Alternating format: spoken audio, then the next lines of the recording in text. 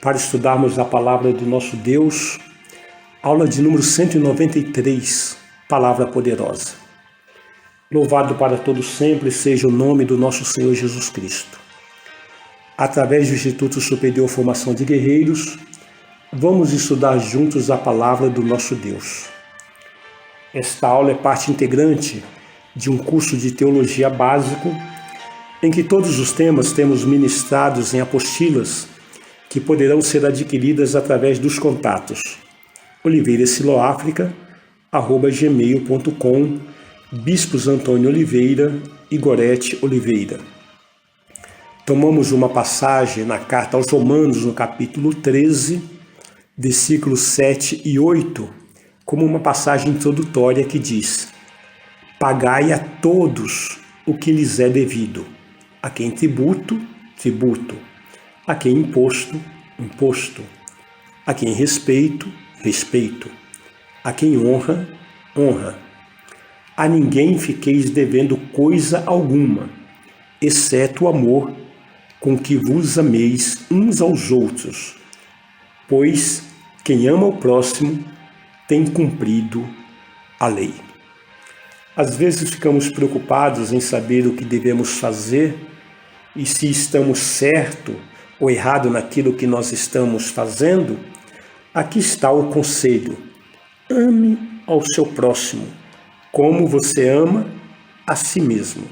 E aí você está cumprindo toda a lei. Quem ama, contra ele não há lei, porque o amor está acima dessas coisas. O tema que estamos abordando nessas aulas diz respeito ao batismo com o Espírito Santo, abordando também a própria pessoa do Espírito Santo. Na aula anterior, nós estávamos falando sobre a condição da morte de Jesus, que foi necessária para que viesse o Consolador que ele havia prometido, e o Consolador foi designado e já foi derramado, já foi manifesto nas nossas vidas, que é o Espírito Santo. E ele veio com uma missão.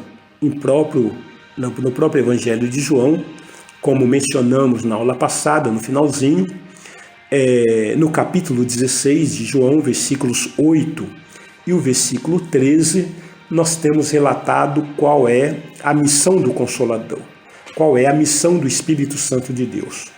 Diz o seguinte: quando ele vier, convencerá o mundo do pecado, da justiça e do juízo. Quando vier, porém, o Espírito da verdade, ele vos guiará a toda a verdade, porque não falará por si mesmo, mas dirá o que tiver ouvido, e vos anunciará as coisas que hão de vir. Então veja que o Espírito Santo tem uma missão própria, a missão de nos convencer do pecado, porque quando nós éramos pecadores, nós não estávamos convencidos do pecado.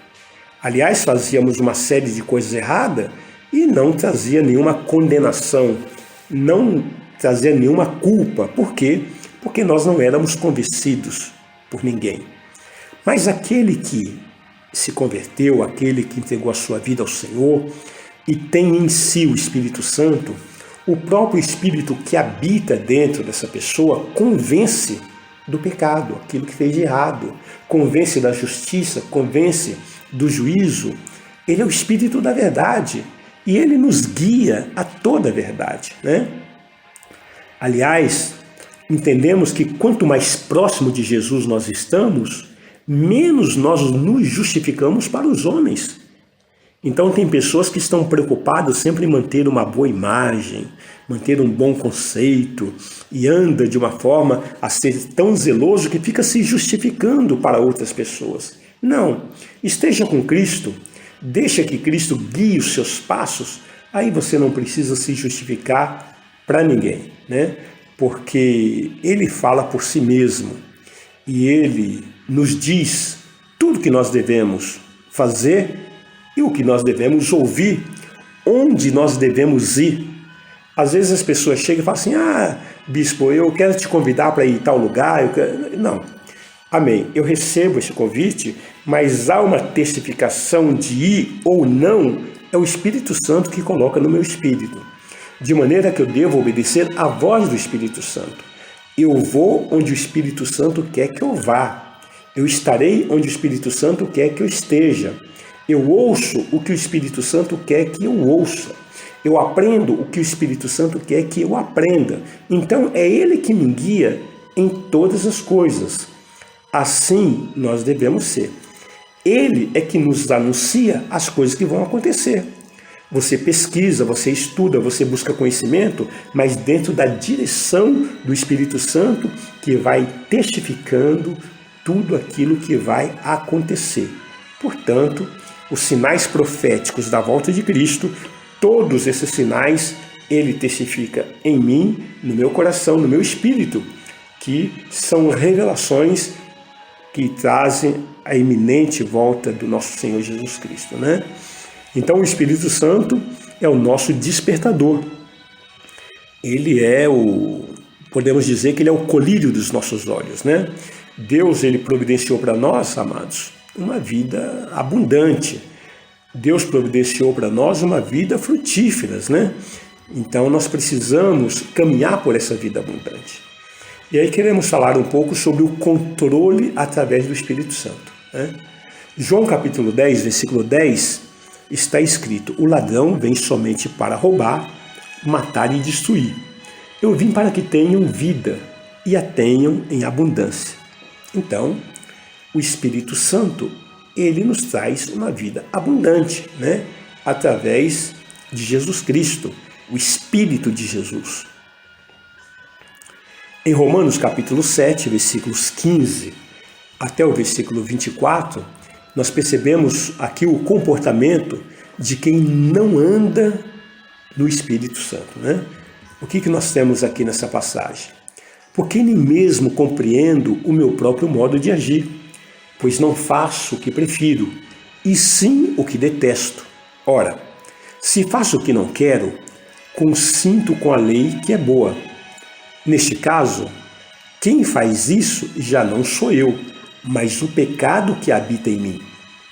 Porque eu sei que em mim, isto é, na minha carne, não habita bem nenhum, pois o querer, o bem, está em mim, não, porém, o efetuá-lo. Porque não faço o bem que prefiro, mas o mal que não quero, esse faço. Mas se eu faço o que não quero, já não sou eu quem o faz, e sim o pecado que habita em mim.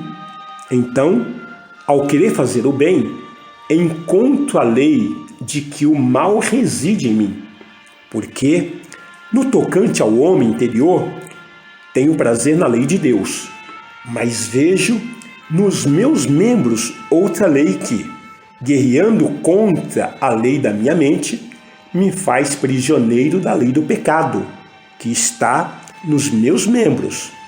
Desventurado homem que sou, quem me livrará do corpo desta morte?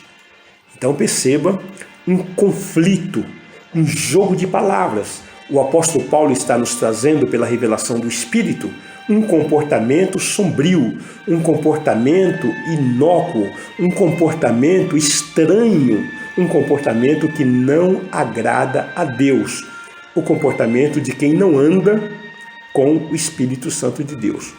Um comportamento esquizofrênico, distúrbio, porque não tem certeza naquilo que faz, não tem certeza e nem controle naquilo que deve agradar ao Senhor. Então, amados, passamos a ver então as funções do Espírito Santo para a regeneração. Vale dizer que a Bíblia nos apresenta pelo menos duas funções do Espírito Santo. Uma delas é para a regeneração.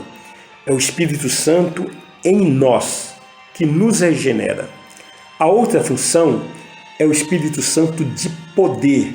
Vem sobre nós para nos habilitar para fazermos a obra de Deus. Então, em relação a esta função de regeneração, é para a conversão. o Espírito Santo vem e habita dentro de nós. E foi predito, evidente, foi profetizado. Encontramos, portanto, essa profecia no livro de Ezequiel, no capítulo 36, versículos 26 e 27, que diz o seguinte: Dar-vos-ei coração